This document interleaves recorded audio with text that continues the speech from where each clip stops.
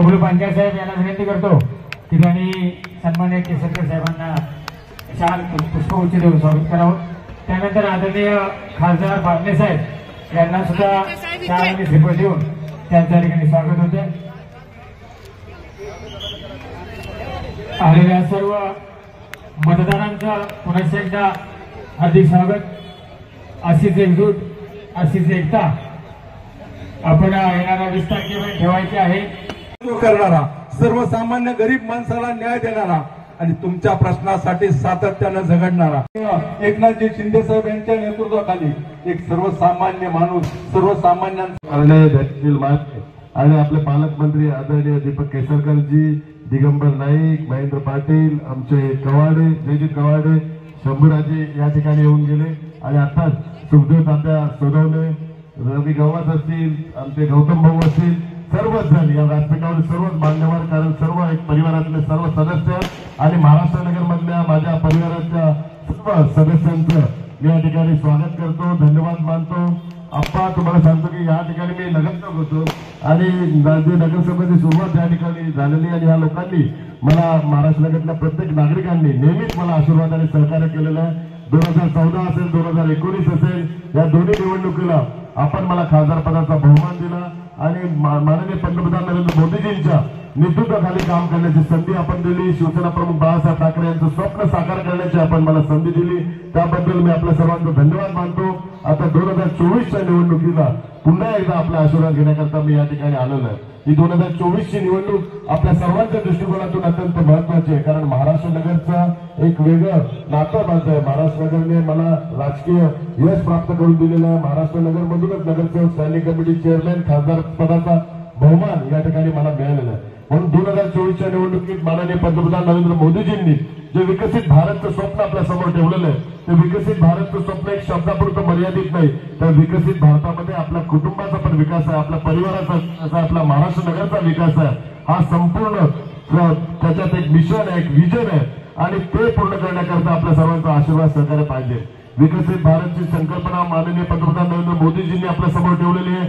2047ला देशाचं 100 वर्ष स्वातंत्र्याला पूर्ण होताना आपला देश विकसित व्हावा ही त्यांची जी इच्छा आहे, त्यांचं स्वप्न आहे। हे स्वप्न त्यांचं केवळ एकट्यापुरतं मर्यादित नाही, ते स्वप्न जर सर्वात पहिलं कोणी पाहिलं असेल तर भारतीय घटनेचे शिल्पकार परमपूज्य डॉक्टर बाबासाहेब आंबेडकरांनी ज्यावेळी त्यांनी संविधान निर्माण केलं, तर संविधान निर्माण करताना त्यांचे एक स्वप्न होतं की भारत कधीतरी विकसित देशामध्ये गणला जावा। विकसित देशात ज्यावेळी भारत गणला जाईल, केव्हा गणला जाईल, ज्यावेळी भारताच्या लोकांचं लाईफ स्टँडर्ड चांगलं असेल, ज्यावेळी भारतात चांगली आरोग्य सुविधा असेल, ज्यावेळी भारतात चांगल्या शिक्षणाची सुविधा असेल आणि भारत आर्थिक महासत्ता ज्यावेळी, त्यावेळी भारताचं नाव विकसित देशात होईल। हे एक स्वप्न डॉक्टर बाबासाहेब आंबेडकरांनी त्यावेळी पाहिलं होतं आणि ते स्वप्न शिवसेना प्रमुख बाळासाहेब ठाकरे यांनी पाहिलं आणि शिवसेना प्रमुख बाळासाहेब ठाकरे यांचं स्वप्न जर पूर्ण कोणी केलं असेल तर ते पंतप्रधान नरेंद्र मोदीजींनी या देशामध्ये अयोध्यामध्ये भव्य राम मंदिरचे जे निर्माण केलं असेल तर पंतप्रधान नरेंद्र मोदीजींनी 370 कलम जर रद्द केलं असेल तर पंतप्रधान नरेंद्र मोदीजींनी आणि भविष्यात समान नागरी कायदा आणणार असेल तर ते केवळ पंतप्रधान नरेंद्र मोदीजी आणतील। त्यामुळे मोदीजींनी स्वप्न पूर्ण केलं, मोदीजी शिवसेना प्रमुखांचे विचार पुढे घेऊन जातात, म्हणून आम्ही सर्वजण आणि खासदार मोदीजींच्या नेतृत्वाखाली आम्ही काम करत आहोत। मोदीजींच्या नेतृत्वाखाली जाण्याचा निर्णय जो माननीय मुख्यमंत्री एकनाथ शिंदे साहेबांनी घेतला, त्या निर्णयाला आम्ही साथ ह्याकरता दिली। शिवसेना प्रमुखांचे विचार आणि शिवसेना प्रमुखांचं स्वप्न, शिवसेना प्रमुखांचं स्वप्न हे कधीच व्यक्तिगत स्वार्थाकरता नव्हतं। शिवसेना प्रमुखांचं स्वप्न हे देशहिताकरता होतं, समाजसेवेकरता होतं। त्यामुळे शिवसेना प्रमुखांचं एक स्वप्न जसं मोदीजींनी पूर्ण केलं, तसं त्यांचं एक स्वप्न मुंबईकरांकरता होतं, मराठी माणसांकरता होतं आणि मुंबईतल्या तमाम झोपडपट्टीवासियांकडे होतं की 40 लाख झोपडपट्टीवासियांना मोफत घरं द्यायची जी योजना जी शिवशाही सरकारच्या वेळी त्यांनी घोषित केली होती, परंतु ती टप्प्याटप्प्याने झाली नाही आणि काही ठिकाणी विकासकाच्या माध्यमातून विकास न झाल्या कारणामुळे नागरिकांमध्ये एक नैराश्य पसरलं। म्हणून आता माननीय मुख्यमंत्री साहेबांनी एक महत्वाचा निर्णय घेतला, ज्या एसआरएचे जेवढे प्रोजेक्ट आहेत ते प्रोजेक्ट आता विकासकाच्या माध्यमातून नाही तर गव्हर्नमेंटच्या माध्यमातून पूर्ण करायचे। गव्हर्नमेंटच्या ज्या एजन्सी आहेत, MMRD असेल, MIDC असेल, मुंबई महानगरपालिका असेल, यांना मुख्यमंत्री साहेबांनी आदेश दिले की त्यांनी आता पैसे गुंतवायचे आणि त्यांनी रियाजच्या बिल्डिंग आहेत, पुनर्वसनाच्या बिल्डिंग बनवायच्या। पुनर्वसनाच्या बिल्डिंग बनवताना पण टेंडर काढून LNT असेल किंवा ज्या नामांकित कंपन्या आहेत त्या कंपन्यांच्या माध्यमातून बिल्डिंग बनवायची आणि जे सेलचा भाग आहे तो सेलचा भाग ऑप्शन मध्ये काढून त्यातून जे पैसे जमा होतील ते पैसे ज्यांनी पैसे गुंतवले त्यांना ते रिटर्न द्यायचा हा एक नवीन फॉर्म्युला मुंबई शहरात राबवण्याचा एक ऐतिहासिक निर्णय आज एकनाथ शिंदे साहेबांनी घेतला. मी त्यांचं मनपूर्वक आभार मानतो. आदरणीय देवेंद्र फडणवीस साहेबांचं मनपूर्वक आभार मानतो. आदरणीय अजित पवार साहेबांचं मनपूर्वक आभार मानतो. कारण त्या तिघांनी मंत्रिमंडळात हा एक ऐतिहासिक निर्णय घेतला.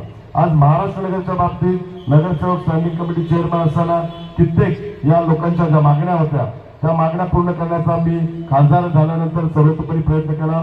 या ठिकाणी आपण आता शाळा बनवलेली आहे. या ठिकाणी मुंबई पब्लिक स्कूल झालेलं आहे. या ठिकाणी आता हॉस्पिटल मॅटर्निटी होम या ठिकाणी झालेलं आहे. आणि महाराष्ट्र नगरचा सबवेचा जो विषय दरवेळी पावसाळ्यात त्रास होतो तो विषय मार्गी लावण्याकरता महाराष्ट्र नगरसाठी 2 ब्रिज आपण मंजूर केलेले आणि त्याचे टेंडर पण झालेलं आहे. एक ब्रिज जो मानपूर घाटकोपरचा जो आपला ब्रिज आहे तो ब्रिज आता डायरेक्ट महाराष्ट्र नगरच्या मागच्या साईडने येऊन त्या ठिकाणी जे आपलं ह्या मेट्रोचं काम चालू आहे त्या मेट्रोच्या मागच्या साईडला तो जॉईन होणार. दुसरा ब्रिज जो मानपूर स्टेशनवरून जो ब्रिज येतो त्याला युटर्न करून या समोर तो उतरणार. त्यामुळे 2 ब्रिज महाराष्ट्र नगरवासियांसाठी ते मंजूर झाले. त्याचं टेंडरचं पण काम झालेलं आहे. सर्वात महत्वाचा रिडेव्हलपमेंटचा विषय गेल्या कित्येक वर्षापासून महाराष्ट्र नगरचं रिडेव्हलपमेंट व्हावं यासाठी मी पुढाकार घेतला आणि वेळोवेळी मी तुम्हाला शब्द पण दिला की तुमचं घर तुम्हाला बिल्डिंग मध्ये घर मी कसे करून देणार. आणि मी पण खूप SREचा प्रोजेक्ट या ठिकाणी राबवण्याकरता पण खूप प्रयत्न केले. मध्यंतरी आपण एक विकासक आणला. विकासकाच्या माध्यमातून पण व्हावं असा माझा पण प्रयत्न होता. परंतु याच्यात खूप अडचणी निर्माण झाल्या. कारण मेट्रोचा हा कारशेड डेपोचा जो प्लॅन आहे पहिला प्लॅन वेगळा होता नंतर प्लॅन वेगळा होता आणि आता पण त्यांनी एक नवीन प्लॅन केलेला आहे. त्या प्लॅनमुळे SRE प्रोजेक्ट या ठिकाणी राबवायला खूप अडचणी तांत्रिक अडचणी निर्माण झाल्या. म्हणून मी माननीय मुख्यमंत्री साहेबांना विनंती केली की या ठिकाणी SRE विकासकाच्या माध्यमातून होऊच शकत नाही. आता ह्या सर्व महाराष्ट्राची जबाबदारी MMRDने घेतली पाहिजे आणि MMRDने प्रत्येकाला घर बांधून द्यायला पाहिजे. हा निर्णय आता माननीय मुख्यमंत्री साहेबांनी घेतलेला आहे आणि लवकरच MMRDच्या माध्यमातून बिल्डिंगचं काम या ठिकाणी चालू होऊन प्रत्येकाला घर द्यायची योजना MMRDने आता जबाबदारी घेतलेली आहे. जे मी अगोदर सांगितलं जो निर्णय घेतला की MMRD आता स्वतः पैसे गुंतवतात त्याच धर्तीवर MMRD हा आता प्रोजेक्ट पूर्ण करून प्रत्येकाला हक्काचं घर या ठिकाणी मिळणार. माननीय मुख्यमंत्री साहेबांना ही पण आपण मागणी केली आहे की महाराष्ट्र नगरमध्ये युवक जास्त आहेत त्यांचा नोकरीचा प्रश्न आहे. ज्यावेळी कारशेड डेपो या ठिकाणी पूर्ण होईल त्यावेळी माननीय आयुक्त जे MMRDचे त्यांना पण आपण सांगितलं की या ठिकाणी महाराष्ट्र नगरमधल्या जास्तीत जास्त मुलांना त्या ठिकाणी नोकरी द्यायचं ती पण अट माननीय मुख्यमंत्री साहेबांनी मान्य केलेली आहे. आणि मेहनत घेऊन येणाऱ्या 20 तारखेला धनुष्यबाणासमोरील बटन दाबून सन्माननीय शेवळे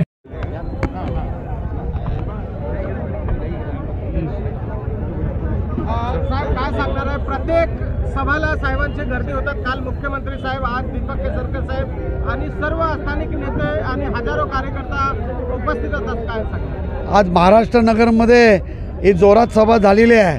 महाराष्ट्र नगर हा आमचे उमेदवार राहुल शेवाळे यांचा बालेकिल्ला आहे. या बालेकिल्ल्यामध्ये त्यांचा ते नगरसेवक 2दा खासदार ह्या विभागातून झालेले आहेत. तर आज तेव्हा तर ताकद होतीच. आज आमचे बबलू पांचाळ आमचे रवी गवस आमचे सर्व भारतीय जनता पार्टीचे मनसेचे शिवसेनेचे सर्व RPIचे लोक जोरात उतरलेले आहेत आणि परत एकदा राहुल शेवाळ्यांना जबरदस्त मताने निवडून द्यायचं सर्वांनी ठाण मांडलेलं आहे. त्यासाठी सर्वांनी जोर लावलेला आहे आणि आजची ही मजबूत सभा झालेली आहे. ती सभेचं तुम्ही बघून तुमच्या माध्यमातून सर्वांनी सांगायला पाहिजे की 100% राहुल शेवाळे निवडून येणारच आहेत आणि आलेलेच आहेत असे मी आत्ताच जाहीर करतो. भारत माता की जय. वंदे मातरम. जय श्रीराम. जय श्रीराम.